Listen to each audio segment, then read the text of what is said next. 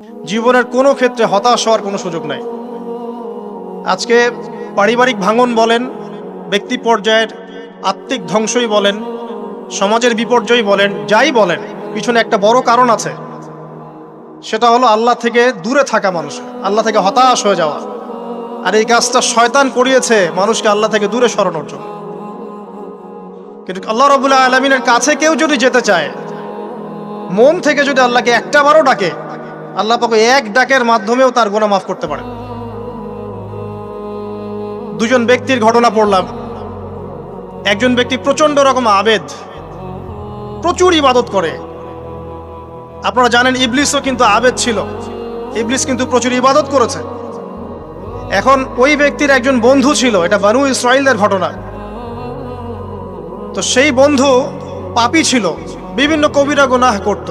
আর এই আবেদ ব্যক্তি বারবার তাকে নসিহত করত, গুনাহ ছেড়ে দাও, তুমি পাপ করছো, গুনাহ ছেড়ে দাও। তখন সেই ব্যক্তি যে পাপ করছে সে বলতো যে আল্লাহ কি তোমাকে আমার রক্ষক বানিয়েছেন? আল্লাহ কি তোমাকে আমার উপর দারোগা বানিয়েছেন? আমাকে আল্লাহর হাতে ছেড়ে দাও, আমাকে নসিহত করতে শোনা। একদিন এই আবেদ ব্যক্তি তার বন্ধুকে একটা জঘন্য পাপ করতে দেখলো, এমন একটা পাপ যেটা দেখে তার মনে ধারণা আসলো এটা চরম জঘন্য একটা কাজ। তখন সে মুখ ফসকে বলে ফেললো যে আল্লাহ তোকে আর মাফ করবে না, আল্লাহ তোকে জান্নাত দিবে না। আল্লাহ রাব্বুল আলামিন মালাকুল মাউতকে এই দুজনের কাছে পাঠালেন, দুজনের রূহকে কবজ করা হলো। এবার আল্লাহ পাক তার সামনে তাদেরকে উপস্থাপন করে বললেন যে তোমাকে আমার রহমত সম্পর্কে কে গ্যারান্টি দিয়েছে যে আমি কাউকে রহমত করব কি করব না? যাও, আমি তোমাকে জাহান্নামে পাঠালাম, ওই ব্যক্তি যে আমার রহমত প্রত্যাশা করেছে আমি তাকে জান্নাত দিয়ে দিলাম। দেখুন, এই হাদিসটা শুনলে মনে হয় বাহ্যিক হয়তোবা মুখের একটা কথার কারণেই সে জাহান্নামে চলে গেল। আসলে বিষয়টা এমন নয়। বিষয়টা আমি আপনাকে বোঝাচ্ছি। বিষয়টা হচ্ছে ইবলিসের মতো। ইবলিস কিন্তু শুধু মন থেকেই বলেনি যে খলাকতানি মিন নার ওয়া খলাকতাহু মিন তিন, আমি কেন তাকে সিজদা করব আদমকে? আদম তো মাটির তৈরি আর আমি তো আগুনের তৈরি। এটা ইবলিসের শুধু মৌখিক স্টেটমেন্ট ছিল না, কারণ কি ছিল? আবা ওয়াস্তাকবার, সে উদ্ধত হয়েছিল, অহংকার প্রদর্শন করেছিল। ভিতর থেকে ইন্টারনালি সে অহংকারী ছিল, সে আন্ডার এস্টিমেট করে কথাটা বলেছে, শুধু মৌখিকভাবে বলে নাই। কিন্তু ঠিক এই ব্যক্তির ঘটনা এমনই, সে মন থেকে অহংকারী হয়ে উঠেছিল, যদিও বা সে আবেদ ছিল। এখানে আমরা যারা প্র্যাকটিসিং মুসলিম হওয়ার চেষ্টা করছি, আমাদের জন্য এখানে নিদর্শন আছে। পাঁচ ওয়াক্ত নামাজ পড়েই ভেবে বসবেন না যে অনেক কিছু করে ফেলছে, এক চিল্লা দিয়ে মনে করে ফেলবেন না যে দিনের জন্য অনেক কিছু করে ফেলছে। একটা হজ করেছেন, ওমরা করেছেন, সিয়াম রেখেছেন, দিনের জন্য দান সদকা করেছেন, একটা মাদ্রাসা মসজিদ করেছেন, ভেবে বসবেন না আপনি সব অনেক কিছু করে ফেলেছেন এবং অন্যরা সব ককরোচ তেলাপোকা, ওরা জাহান্নামে যাবে, এমনটা মনে করবেন। জানি না আমরা যে কার আমলের কতটুকু আল্লাহর কাছে কবুল হচ্ছে। তো এখানে এই ব্যক্তির সমস্যা ছিল এই, সে নিজের আমলটাকে অনেক ভারী মনে করছিল এবং সে স্টেটমেন্ট দিয়ে ফেললো যে তোকে আল্লাহ পাক মাফ করবে না। এই একটা কথা মন থেকে বলার কারণে তার ইহকাল পরকাল দুটা বরবাদ হয়ে গেল, সে জাহান্নামে চলে গেল। ঠিক আরেক ব্যক্তির ঘটনা আছে এমন, এগুলো সবগুলো রেফারেন্স আছে। এক ব্যক্তি প্রচুর ইবাদত করত, আল্লাহ পাক তার ইবাদত করার জন্যে পাহাড়ের চূড়ায় একটা সুন্দর ব্যবস্থাও করে দিয়েছিলেন। সেখানে ডালিম গাছ হতো, ঝর্ণা আসতো, খাবারের কোনো অভাব নাই। হাদিস এসেছে 500 বছর সে ইবাদত করেছে। কত বছর? কিয়ামতের মাঠে এই ব্যক্তির অবস্থা এমন হবে, তাকে জান্নাতে প্রবেশ করানোর জন্য নিয়ে যেতে বলা হবে যাও আমার রহমতে জান্নাতে চলে যাও। আল্লাহ পাক তাকে এই কথাটা বলবেন, কিন্তু এই ব্যক্তি বলবে আমার আমলের কারণে আল্লাহ পাক বলবেন আমার রহমতে জান্নাতে চলে যাও। ব্যক্তি বলবে আমার আমলের কারণে। আল্লাহ রাব্বুল আলামিন তখন তাকে দেওয়া সমস্ত নেয়ামতগুলোকে এক পাল্লায় করবেন আর তার সমস্ত আমলকে আরেক পাল্লায় করবেন। তারপর দেখা যাবে আল্লাহর সমস্ত নেয়ামত তার একটা চোখের সমান হয় নাই। কথা কি বুঝতে পারছেন?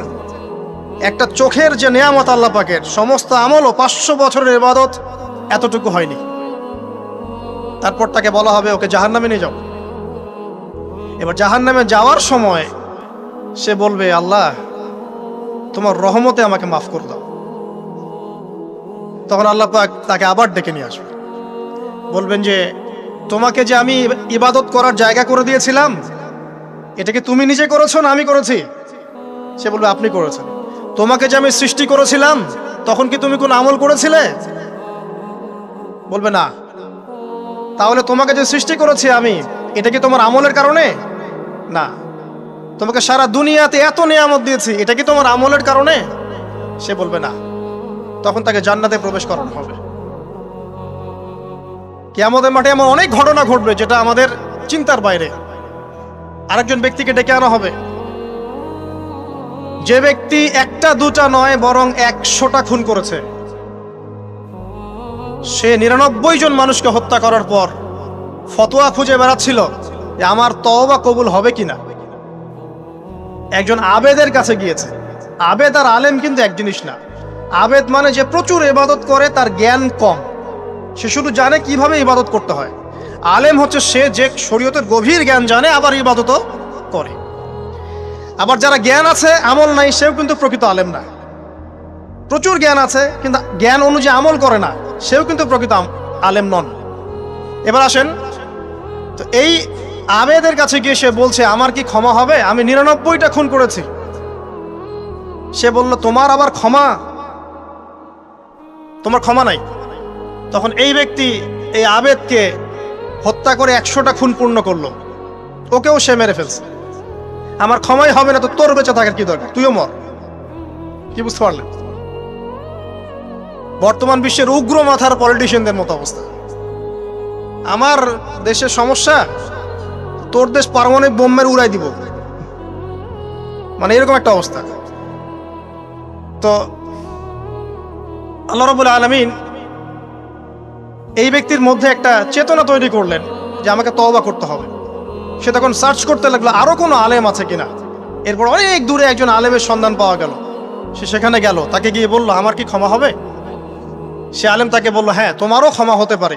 যাও, তুমি ইস্তেগফার করো এবং এই এলাকা থেকে অন্য এলাকায় চলে যাও। মানে যে এলাকায় তুমি অনেক দিন ছিলে, যেখানে তুমি অনেক পাপ কাজ করেছো, এখানে থাকার দরকার নাই। তওবা করে তুমি অন্য কোথাও চলে যাও, নতুন একটা জীবন শুরু করো।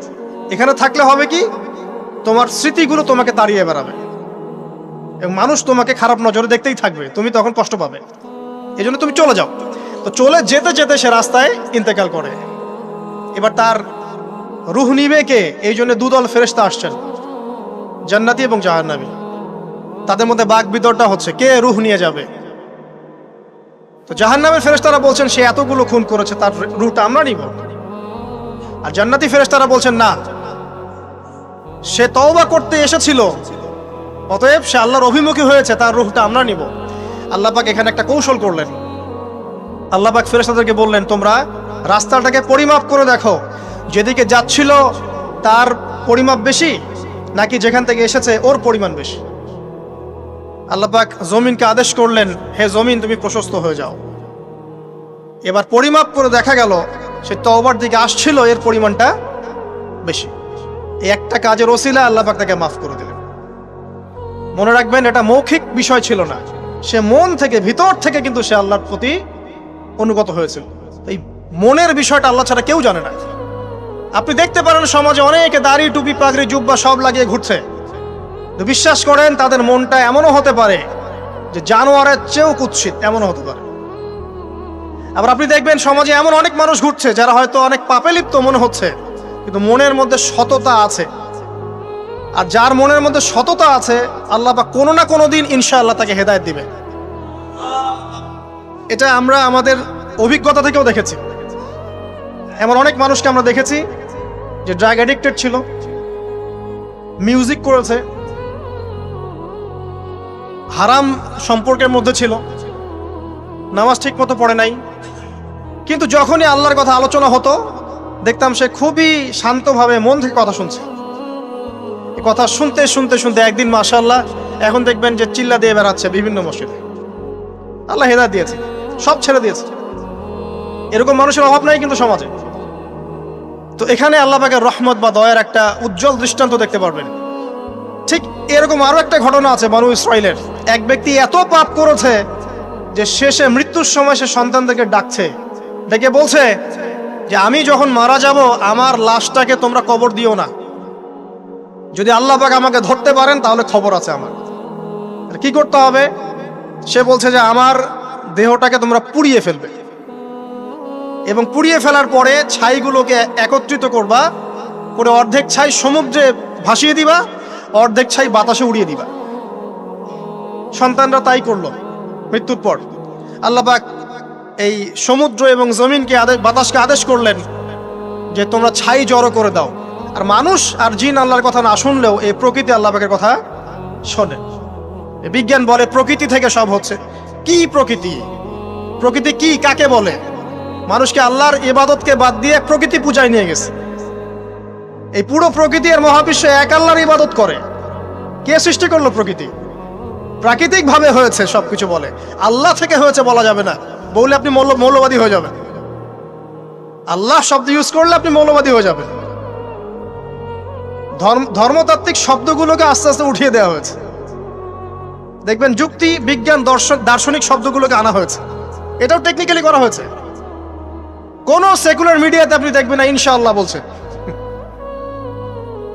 ইনশাআল্লাহ প্রমাণ করবে যে আপনি আস্তিক না নাস্তিক।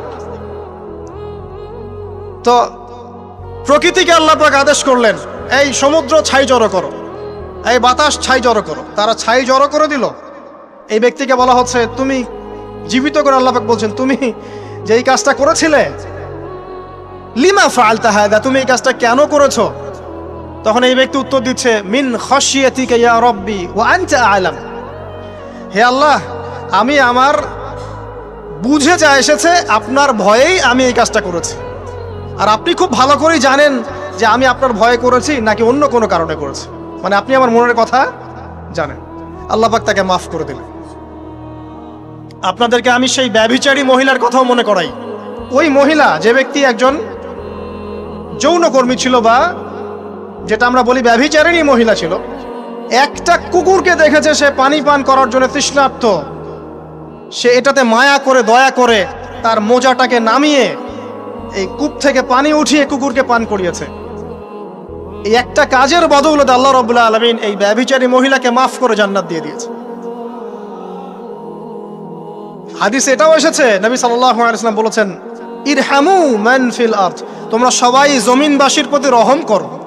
জমিনে মুসলিমই থাকতে হবে, তাদের প্রতি রহম করতে হবে এমন নয়, জমিনবাসী যারাই আছে সবার প্রতি রহম করো, জাতি ধর্ম বর্ণ নির্বিশেষে। এমনকি পশু পাখির প্রতিও দয়া করো। ইরহামু মান ফিল আরদ, জমিনে যারা আছে সবার প্রতি রহম করো। ইয়ারহামুকুম মান ফিস সামা, যিনি আসমানে আছেন তিনি তোমাদের প্রতি রহম করবে ইনশাআল্লাহ। ইসলাম এই কথাগুলো বলেছে 1400 বছর আগে। আজকের এই বিশ্বের সোকল্ড এই মডার্ন বিশ্বে যেখানে মানুষের রক্তের কোনো দাম নাই, সেখানে ইসলাম পশু পাখির অধিকার নিয়ে কথা বলেছে 1400 বছর আগে। কাদেরকে কি শিখাতে আসেন? কোরআন এবং সুন্নাহর বাইরে অভ্রান্ত সত্যের কোনো উৎস আছে? এখানে যা আছে তাই চূড়ান্ত। মানতে চাইলে মানেন, না মানতে চাইলে জাহান্নামে যান, কেউ তো বাধ্য করছে না। লাকুম দীনুকুম ওয়ালিয়া দিন। আল্লাহ পাকের রহমত দেখেন। আরেকটা ঘটনা আছে এমন, একটা বিড়ালকে বেঁধে রেখেছিল এক মহিলা, খাবার দেয় নাই, কষ্ট দিয়েছে। একটা বিড়ালকে খাবার না দিয়ে কষ্ট দেওয়ার কারণে এই মহিলাকে আল্লাহ পাক জাহান্নামে পাঠিয়েছে। এরকম কত ঘটনা আছে। এই ঘটনাগুলো হাদিসের পাতায় বর্ণিত আছে। কোরআনে কি বলছে দেখুন। কোরআনের আমি কয়েকটা পয়েন্ট আপনাদেরকে খালি বলছি, এটা নিয়ে আমি সকালে ভাবছিলাম। আল্লাহ পাক আদম আলাইহিস সালামকে সৃষ্টি করেছেন আমরা সবাই জানি, কিন্তু আল্লাহ পাক সূরা সাদের মধ্যে বলছেন ইবলিসকে, হে ইবলিস, তোমাকে কিসে বারণ করলো আদমকে সেজদা করতে, যে আদমকে আমি নিজের হাত দিয়ে সৃষ্টি করেছি। আল্লাহ রাব্বুল আলামিন যে আমাদেরকে এত যত্ন করে ভালোবেসে সৃষ্টি করেছেন, এটা কি আল্লাহ পাকের দয়ার নিদর্শন নয়? মহাবিশ্বের অন্য কোন মাখলুক সৃষ্টির ব্যাপারে আল্লাহ পাক বলেন নাই খলাকতু বিয়াদাই, আমি নিজ হাতে তাকে সৃষ্টি করেছি। শুধু সৃষ্টি নয়, সৃষ্টি করার পর আল্লাহ পাক তাকে সমস্ত নাম শিক্ষা দিয়েছেন। এই যে জ্ঞান শিক্ষা দেওয়া, জ্ঞান, এটা আল্লাহ পাকের সবচেয়ে বড় নিদর্শনগুলোর মধ্যে অন্যতম। এবং আল্লাহ পাকের সবচেয়ে বড় দয়া, আমার মত এটা, মানব জাতির উপরে আল্লাহ পাকের সবচেয়ে বড় দয়াটা হচ্ছে কি জানেন? আল্লাহ পাক আমাদেরকে জ্ঞান শিক্ষা দিয়েছেন, ওহী নাজিল করেছেন। এটা সব কিছুর ঊর্ধ্বে। কারণ আপনি তওবা করবেন, জ্ঞান লাগবে। নামাজ পড়বেন, জ্ঞান লাগবে। রোজা রাখবেন, জ্ঞান লাগবে। যাকাত দিবেন, ইলম লাগবে। আপনি দিনের যে কোনো আমল করেন, ইলম লাগবে। জান্নাত জাহান্নামের পথ খুঁজে পেতে হলে ইলম লাগবে। দেশ চালাবেন, ইলম লাগবে। অর্থনীতি চালাবেন, ইলম লাগবে। ইলম ছাড়া কিছু নাই, ইলমের উপরে কিচ্ছু নাই। এই ইলমটা আল্লাহ পাক কাকে শিক্ষা দিয়েছেন? আদম আলাইহিস সালামকে। আমরা তো শিখেছি সমাজবিজ্ঞান বইগুলোতে যে আমাদের পূর্বপুরুষরা নাকি গুহায় থাকতো আর গাছের ছাল পাতা খেয়ে থাকতো, তাই না? লতা পাতা খেয়ে থাকতো, গাছের ছাল পাতা খেয়ে থাকতো, পোশাক পরতো আর কি। বোগাস, ডাহা, মিথ্যা কথা। আল্লাহ রাব্বুল আলামিন সূরা বাকারা এবং সূরা আরাফ পড়ে দেখেন, আল্লাহ পাক বলছেন যে আদম আলাইহিস সালামকে আল্লাহ পাক সমস্ত নাম জ্ঞান শিক্ষা দিয়েছেন। মহাবিশ্বের যে প্রয়োজনীয় জ্ঞানগুলো আছে সেগুলো আল্লাহ পাক আদমকে শিখিয়েছেন আলাইহিস সালাম। ওয়াল্লামা আদামাল আসমাআ কুল্লাহা, আল্লাহ পাক আদমকে সমস্ত নাম শিক্ষা দিয়েছেন। আমাদের পিতা মাতারা মূর্খ ছিলেন না, তারা সৃষ্টি থেকেই জ্ঞানী ছিলেন। আদম আলাইহিস সালামের পারমাণবিক বোম বানানোর কোনো প্রয়োজন ছিল না। ছিল? বানান নাই। আপনার মধ্যে এই জ্ঞানটা আসছে কিভাবে? বাই ডিএনএ আপনি জ্ঞান পাচ্ছেন, কারণ আমরা আদম সন্তান। অনেক জ্ঞান আমাদের ভিতরেই আছে, এগুলো চর্চার মধ্য দিয়ে, গবেষণার মধ্য দিয়ে প্রস্ফুটিত হয় মাত্র। জ্ঞান ভিতরে আছে আমাদের। আমাদের পিতাকে জ্ঞানী করে পাঠানো হয়েছে। এই জ্ঞান শিক্ষা দেওয়াটা হচ্ছে আল্লাহ পাকের সবচেয়ে বড় দয়াগুলোর মধ্যে একটা। রহম করেছেন। শুধু তাই নয়, আদম আলাইহিস সালামকে এমন জ্ঞান শিক্ষা দিয়েছেন যে জ্ঞান ফেরেশতারা পর্যন্ত জানতো না। এটা কি দয়া নয়? এটা কি আদম সন্তানের প্রতি ভালোবাসা নয়? তারপরে সেজদা করিয়েছেন। মহাবিশ্বে অন্য কাউকে কি সেজদা করানো হয়েছে? কোরআনে কি এমন কোনো দলিল আছে যে আদম আলাইহিস সালাম ছাড়া অন্য কাউকে সব ফেরেশতারা সেজদা করেছেন? আছে? তাহলে এই যে সম্মান দেয় আল্লাহর পক্ষ থেকে, সম্মান কিসের ভিত্তিতে? সম্মান শারীরিক ক্ষমতার ভিত্তিতে। সম্মানটা কি কারণে? জ্ঞানের কারণে, ইলমের কারণে, জ্ঞানের কারণে সম্মান। এই সম্মান দেওয়াটা কি আল্লাহ পাকের রহমত এবং দয়ার নিদর্শন নয়? অতএব সম্মান পেতে হলে, আল্লাহর রহমত পেতে হলে সেই জ্ঞানের চর্চায় আবার ফিরে আসতে হবে। আপনি যদি আজও সেই ওহির জ্ঞানের চর্চা করেন, আল্লাহ পাক এই পৃথিবীবাসীর বুকের মধ্যে আপনার জন্য সম্মান পয়দা করে দিবেন ইনশাআল্লাহ। দেখেন, ওই সেই জ্ঞানই যদি আপনি এখনো চর্চা করেন, আজও আপনি সম্মানিত হবেন ইনশাআল্লাহ। ব্যক্তির চর্চা করলে ব্যক্তি সম্মানিত হবে, একটা পরিবার চর্চা করলে ওই পরিবার সম্মানিত হবে, একটা সমাজ যদি চর্চা করে সেই ওহির জ্ঞান, ওই সমাজ সম্মানিত হবে। একটা দেশে যদি আপনি ওই ওহিভিত্তিক জ্ঞান ছড়িয়ে দেন, পুরো দেশকে আল্লাহ পাক সম্মানিত করবে ইনশাআল্লাহ, পুরো জাতিকে সম্মানিত করবে ইনশাআল্লাহ। আরো সামনে যান, এই যে আদম এবং হাওয়া আলাইহিস সালাম গাছের কাছে চলে গেলেন, ফল খেয়ে ফেললেন, কারণ আমরা আদম সন্তান, ভুল করি। আল্লাহ পাক সাথে সাথেই বহিষ্কার করে দিয়েছেন? না, আল্লাহ পাক তওবা করার জন্য কালিমা শিখিয়ে দিয়েছেন। সুবহানাল্লাহ, তাদের কালিমা জানা ছিল না। আল্লাহ পাক বলছেন ফাতালাক্কা আদম মির রাব্বিহি কালিমাত, আল্লাহ পাকের কাছ থেকে আদম আলাইহিস সালাম কিছু বাক্য শিখে নিলেন, যেই বাক্য দিয়ে ফাতাবা আলাই, সে আল্লাহর কাছে তওবা করলো। কোন সেই বাক্য? সূরা আরাফে আছে, রব্বানা যালামনা আনফুসানা ওয়া ইল্লাম তাগফির লানা ওয়া তারহামনা লানাকুনান্না মিনাল খাসিরিন। এই দোয়া কে শিখিয়ে দিয়েছে? আল্লাহ। এই তওবার বাক্য যে শিখিয়ে দেয়, এটা কি দয়ার পরিচয় নয়? আমরা আল্লাহর কাছে ফিরে যাব, তওবা করব, ইস্তেগফার করব, এই জ্ঞানটা শিখিয়ে দেয়া কি আল্লাহ পাকের দয়ার পরিচয় নয়? তাহলে আমরা কিভাবে ক্ষমা চাইতাম? কিভাবে ক্ষমা চাইলে আল্লাহ পাক সমস্ত গুনাহ মাফ করবেন, এই পদ্ধতিগুলো বলে দেয়া কি আল্লাহ পাকের দয়ার পরিচয় নয়? তারপর সামনে যান, পৃথিবীতে নামিয়ে দিয়ে আল্লাহ পাক ক্ষান্ত হয়ে যাননি। আল্লাহ রাব্বুল আলামিন আসমান থেকে হেদায়েতের গ্রন্থ পাঠিয়েছেন, বলেছেন এই গ্রন্থের মধ্যে যা আছে মেনে চললে তোমরা আবার জান্নাতে ফিরে আসবে ইনশাআল্লাহ। আল্লাহ পাক আদম এবং হাওয়া আলাইহিস সালাম এবং আদম সন্তান সবাইকেই সৃষ্টি করেছেন, উদ্দেশ্য হচ্ছে আল্লাহ পাক আমাদেরকে জান্নাত দিতে চান। আল্লাহ পাক চান যে আমরা যেন জান্নাতে যাই। যদি আমরা জান্নাতে যেতে না পারি পরকালে, একটা কারণে যেতে পারবো না, অনলি একটা কারণ, সেটা হলো আমাদের নিজের দোষে। একটা কারণ, যারা জাহান্নামে যাবে মানুষ এবং জিনদের মধ্যে, নিঃসন্দেহে মহাবিশ্বে তারা ছাড়া জাহান্নামে যাওয়ার উপযুক্ত কেউ ছিল না। ও জাহান্নামে যাওয়ার উপযুক্ত ছিল বলেই আল্লাহ পাক তাকে জাহান্নামে পাঠাবেন। আর যারাই জান্নাতে যাবে প্রত্যেকেই শুধু আমলের বদৌলতে যাবে না, বরং আল্লাহ পাকের রহমতেই যাবে। কেউই তার আমল দিয়ে জান্নাতে যেতে পারবে না। নবী সাল্লাল্লাহু আলাইহি ওয়াসাল্লাম এমন ভাষ্য বলছেন, ইল্লা আনা, আমিও না, ইল্লা বিরহমাতিল্লাহ, আমিও নয়, তবে আল্লাহ পাকের দয়া আমাকে ঘিরে ধরবে, আল্লাহ পাকের রহমত যাদের উপরে বর্ষিত হবে তারাই জান্নাতে যাবে ইনশাআল্লাহ। কে আমল দিয়ে যেতে পারবে না। যত আমলই করি বলা যাবে না এই আমলের বদৌলতে জান্নাতে যেতে পারবো। আল্লাহ পাক দয়া না করলে হবে না। আল্লাহ পাক চান যে আদম সন্তান যেন জান্নাতেই যায়। এই কারণেই সৃষ্টি করা, এই কারণেই আপনার ওহীভিত্তিক গ্রন্থগুলো পাঠানো, এই কারণে নবী রাসূল পাঠানো, আলেম ওলামা সৃষ্টি করা, মানুষকে সতর্ক করা, হায়াত দেয়া, বারংবার জীবনে চলতে ফিরতে আপনাকে অ্যালার্ম করা হয়, আল্লাহর পথে ফিরে আসেন, আল্লাহর পথে ফিরে আসেন। অ্যালার্ম করা হয় না? বিপদ দিয়ে আপনাকে অ্যালার্ম করা হয় আল্লাহর পক্ষ থেকে। আপনি চলতে পথে হোঁচট খান, আল্লাহ আপনাকে অ্যালার্ম দেন, ফিরে আসো। চলছেন বিপথে, আল্লাহ পাকে অ্যালার্ম দেন, ফিরে আসো। আল্লাহ পাকের পক্ষ থেকে কিন্তু এগুলো আসে। অদ্ভুত একটা হাদিস বললাম, অদ্ভুত বলতে বলছি অ্যামেজিং হাদিস, যে একজন সাহাবী বলছেন, সালমান রাদিয়াল্লাহু আনহু, তিনি বলছেন যে যখন মুমিনের উপর বিপদ আপদ বালা মুসিবত আসে, তখন মুমিনের এই বিপদ আপদ বালা মুসিবত রোগ শোকের বদৌলতে আল্লাহ পাক তার গুনাহগুলোকে মাফ করে দেন এবং তার মর্যাদাকে বাড়িয়ে দেন, এবং সে আল্লাহর দিকে ফিরে আসার অনুশোচনা করার সুযোগ পায়। আর যখন কাফের মুশরিক বা ফাসেক মানুষকে এইসব রোগ ব্যাধি বিপদ আপদ বালা মুসিবত ঘিরে ধরে, তার দৃষ্টান্ত সেই উটের ন্যায় যে উটটাকে তার মালিক বেঁধে রেখেছে, এরপর ছেড়ে দিয়েছে। সে উটটা বুঝতেও পারলো না কেন তার মালিক তাকে বেঁধে রাখলো আর কেনই বা তাকে ছেড়ে দিল। কথাটা কি বুঝতে পারছেন? যারা আল্লাহ দ্রোহী, তাদের উপর যখন বিপদ আপদ বালা মুসিবত আসতে থাকে, তারা বুঝে না যে কি জন্য আসলো আর কেন চলে গেল। কিন্তু মুমিন ব্যক্তি যারা মুসলিম, আল্লাহর অনুগত, তাদের বিষয়টা হচ্ছে এমন বিপদ আপদ বালা মুসিবত রোগ ব্যাধি তাদেরকে আল্লাহর দিকে ফিরিয়ে নিয়ে আসবে ইনশাআল্লাহ। দেখুন,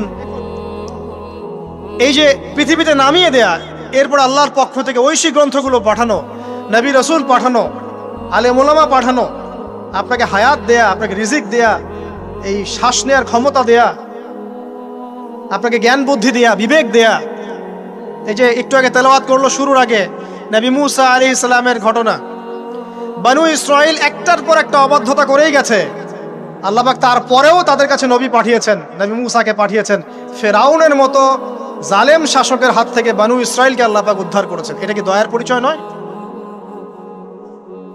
নবী মুসা আলাইহিস সালাম গাছের নিচে বসে আছেন, খাবার নাই, বাসস্থান নাই, কিচ্ছু নাই, বরং তার গায়ে একটা অপবাদ দেওয়া হয়েছে যে তিনি নাকি একজন মানুষকে খুন করেছেন, অথচ তার ইন্টেনশন সেটা ছিল না। তিনি একটা ঘুষি দিয়েছেন লড়াই থামানোর জন্য, ওই এক ঘুষিতেই সেই ব্যক্তি ডেড। এবার তিনি গাছের নিচে বসে দোয়া করছেন, রব্বি ইন্নী লিমা আনজালতা ইলাইয়া মিন খায়রিন ফাকির, আল্লাহ আমি নিঃস্ব অসহায় হয়ে এখানে বসে আছি, তুমি আমার উপর তোমার যে রহমত পাঠাবে আমি তার ভিখারি হয়ে বসে আছি। দোয়া করার সাথে সাথেই ওই শুআয়ব আলাইহিস সালামের মেয়ে হেঁটে হেঁটে চলে আসলো।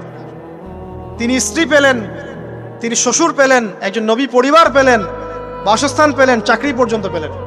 8 বছর তিনি রাখালি করেছেন শুআয়ব আলাইহিস সালামের ফার্মের মধ্যে। দয়া মুহূর্তেই চলে আসবে, শুধু আল্লাহর দিকে অভিমুখী হলেই হয়, এগুলো দয়া। আইয়ুব আলাইহিস সালামের কথা মনে আছে না? দীর্ঘদিন রোগে ভুগছেন, দীর্ঘদিন রোগে ভুগছেন, চিকিৎসা হচ্ছে না, ভালো হচ্ছে না, শেফা হচ্ছে না। এখানে যারা আধ্যাত্মিকত্ব নিয়ে পড়াশোনা করেন, লেখালেখি করেন, তারা বলেছেন তাদের কিছু কিতাবের মধ্যে, রোগটা যখন এমন একটা পর্যায়ে চলে আসলো যে তিনি জিহ্বাটা নড়াতে পারছেন না, কারণ তিনি আল্লাহ পাকের জিকির করতে প্রচণ্ড ভালোবাসতেন। এক পর্যায়ে রোগটা এমন একটা জায়গায় চলে আসলো যে জিহ্বাটা তিনি নড়াতে কষ্ট হচ্ছে। তখন গিয়ে তিনি বলছেন, রব্বি আন্নী মাসসানি আদ-দুররু ওয়া আনতা আরহামুর রাহিমিন, হে আল্লাহ আমাকে কষ্ট স্পর্শ করেছে, আর তুমি তো ক্ষমাকারী, রহমকারীদের মধ্যে সর্বশ্রেষ্ঠ রহমকারী। আমি জিকির করতে পর্যন্ত পারছি না, আল্লাহ আমার রোগটা শেফা দিয়ে দাও। বলার সাথে সাথে আল্লাহ রাব্বুল আলামিন প্রস্রবণ ঝর্ণা তৈরি করলেন, এখানে গোসল করো, শেফা হয়ে গেল। এগুলো কি রহমতের পরিচয় নয়? এখানে এক শ্রেণীর স্কলার এমনও বলেছেন, আজকে আমরা যারা বাহ্যিক সৌন্দর্য নিয়ে বেশি গর্ব করি আর কি, আত্মিক সৌন্দর্যের চাইতে বাহ্যিক সৌন্দর্য নিয়ে যারা বেশি গর্ব করি, যদি আল্লাহ পাক আমাদের পোশাকটাকে পরিবর্তন করে দেন, আত্মাটাকে দেহের পোশাক দেন আর দেহটাকে আত্মার পোশাক বানায় দেন, তাহলে দুর্গন্ধে কি আমাদের সামনে আসতে যাবে না। কথা আপনারা বুঝতে পারছেন না? আইয়ুব আলাইহিস সালামের আত্মাটা ছিল পবিত্র, পরিশুদ্ধ, তার দেহের মধ্যে রোগ হয়েছিল। আর এই পুরো বিশ্বের ম্যাক্সিমাম লোকের মানুষের রোগ এখন আত্মায়, দেহে নয়। আবার বলছি, হয়তো বুঝতে পারছেন না। আইয়ুব আলাইহিস সালামের রোগটা হয়েছিল দেহে, বাইরে। তার আত্মা ছিল পবিত্র, পরিশুদ্ধ আত্মা। দেহের রোগের একটা পর্যায়ে যখন জিহ্বাটায় ইফেক্ট হলো, তখন জিকির করতে তার কষ্ট হচ্ছে, তখন তিনি দোয়া করছেন, আল্লাহ আমার এই রোগটাকে শেফা দিয়ে দাও। আর এখনকার পুরো জেনারেশন, এই সভ্যতার রোগ হচ্ছে ভিতরে, আত্মায়।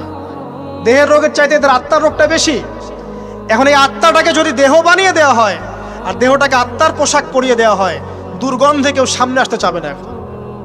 তাই আইয়ুব আলাইহিস সালামের সেই দোয়া এখন আমাদের বেশি করা উচিত। রব্বিয়ান্নি মাসানিয়া দুররু ওয়া আনতা আরহামুর রাহিমিন। আল্লাহ, আমাদের আত্মায় রোগ এসেছে, এটাকে তুমি শেফা দাও। দেহের রোগ লেস ইম্পর্টেন্ট, আত্মার রোগটা বেশি ইম্পর্টেন্ট। এরকম নিদর্শন কোরআনের পাতায় পাতায় ছড়িয়ে আছে। আসহাবুল কাহফ, পুরো সমাজ ওদেরকে মেনে নিচ্ছে না, গুহায় চলে গেলেন, ঘুম পাড়িয়ে দিলেন আল্লাহ পাক। 309 বছর, কত বছর? 309 বছর একটা দোয়ার বদৌলতে। তারা বলেছিল, রব্বানা আতিনা মিন লাদুনকা রাহমা ওয়া হাইয়্যি লানা মিন আমরিনা রাশাদা। আল্লাহ পাক শুধু ঘুম পাড়িয়ে রাখলেন না, তাদের মধ্য দিয়ে আল্লাহ পাক পুরো একটা সভ্যতাকে হেদায়েত করে দিলেন। আলহামদুলিল্লাহ। যে সভ্যতা বিশ্বাস করতো না যে পরকাল বলে কিছু আছে, দাকিয়ানুস বাদশার সেই জুলুম থেকে আল্লাহ পাক এই 10 জন বা 9 জন যুবককে বাঁচালেন, ওদেরকে কিয়ামত পর্যন্ত কোরআনের পাতায় স্থান দিলেন, নিদর্শন বানালেন, এবং তাদের মধ্য দিয়ে একটা পুরো সভ্যতাকে হেদায়েত দিলেন। সুবহানাল্লাহ। যেখানে যাবেন এই নিদর্শন। আর কার কথা বলবো? যুলকারনাইন, মনে আছে? কোন সূরা আছে যুলকারনাইনের কথা? সূরা কাহফ। আল্লাহ পাক তাকে এমন রহমত করেছিলেন যে মাশরিক মাগরিব, মানে পূর্ব পশ্চিম পর্যন্ত তাকে রাজত্ব দিয়ে দিয়েছে। আজকে তো আমরা এই সামান্য একটু ক্ষমতা পেলেই আমাদের কেউ চেনে না, গায়ে হাতি দেওয়া যায় না, ঠিক আছে? মানে তখন সে নিজেকে মনে করে যে সে এই পৃথিবীর সবকিছু, বাকি মানুষ আর মানুষ না। ক্ষণস্থায়ী সামান্য একটু ক্ষমতা দিয়ে দেখবেন আমাদের অবস্থা খারাপ।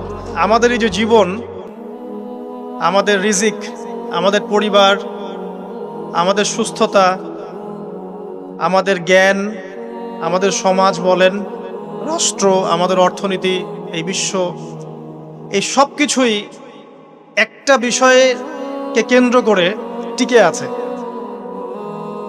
শুধুমাত্র একটা বিষয়ের সাথে এই পুরো মহাবিশ্ব সম্পর্কিত। আমাদের জীবনের প্রতিটা বিষয় শুধুমাত্র এবং শুধুমাত্র আল্লাহ পাকের রহমতের উপর টিকে আছে।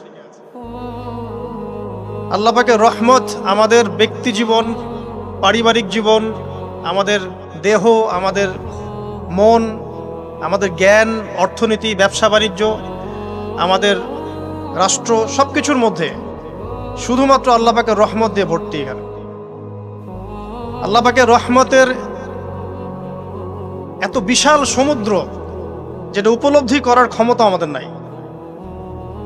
আমরা যদি সবাই ঠান্ডা মাথায় একটা বার খালি ভাবতে বসি, সবাই যার যার জায়গা থেকে ভাবি যে আল্লাহ পাক আমাদেরকে কি কি রহমত দিয়ে রেখেছেন, কি কি নিয়ামত দিয়ে রেখেছেন।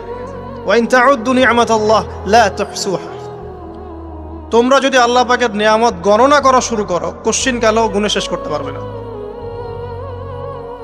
আল্লাহ পাক সূরাতুল জুমারের মধ্যে বলেছেন, কুল ইয়া ইবাদিয়াল্লাযীনা আসরাফু আলা আনফুসিহিম। হে নবী, আপনি বলে দিন, আমার বান্দাদেরকে বলে দিন যে হে আমার বান্দারা, তোমরা যারা তোমাদের নফসের উপরে জুলুম করেছো, সুদীর্ঘকাল নামাজের খবর ছিল না, যাকাত দিইনি, হজ ফরজ হয়েছিল করি নাই, সওম রাখিনি, আল্লাহর দিন এগিয়ে নেওয়ার কোনো চেষ্টাই করি নাই, সুদীর্ঘকাল হারাম খেয়েছেন, ঘুষ খেয়েছেন, জেনা করেছেন, বাদ্যযন্ত্র বাজিয়েছেন, অশ্লীলতা এর মধ্যে ডুবেছিলেন, মাদকদ্রব্য সেবন করেছেন সুদীর্ঘকাল।